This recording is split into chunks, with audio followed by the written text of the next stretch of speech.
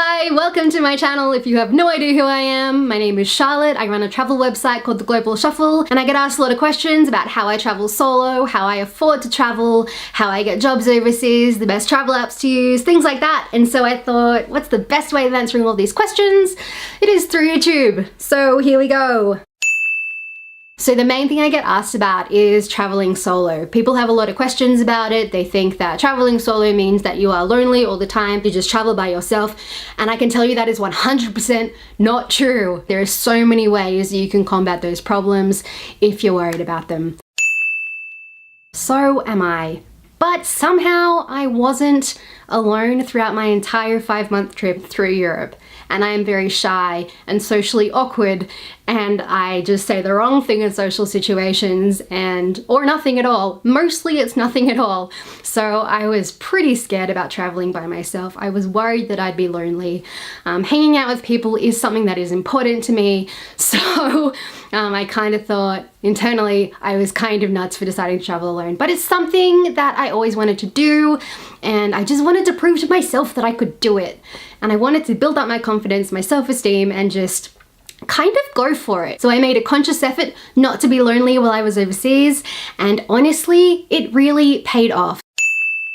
So one of the first things that happened to me when I got off the plane to my first destination, which was Iceland, is I looked around my hostel and I saw just how many people were doing exactly what I was doing. Everyone was looking around the common room, looking for someone who was maybe interested in having a chat. Everyone was on their phones, their computers, whatever. And I thought, well, if I'm nervous about approaching someone, then someone else is probably nervous about approaching someone as well. It's probably this mutually awkward thing.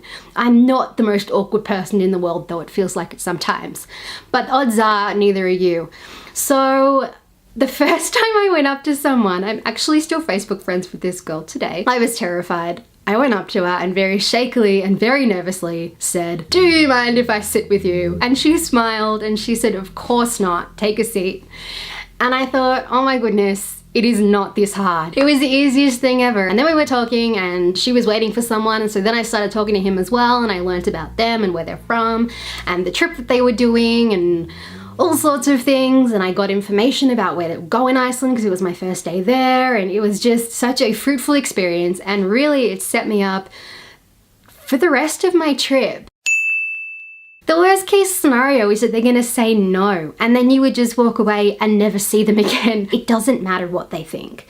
And honestly, the odds of someone saying no are pretty slim. If you walk up to someone who also looks like they're not from the area, kind of looking around the room, maybe they look a little bit uncomfortable like you feel, then odds are they're not gonna say no. They're probably going to say yes. Travelers are among the nicest people, and I've made some great friends who I'm still friends with today. So the best advice I can give you is just go up and talk to people. It does not matter if you are scared, if you are shy, if you are nervous.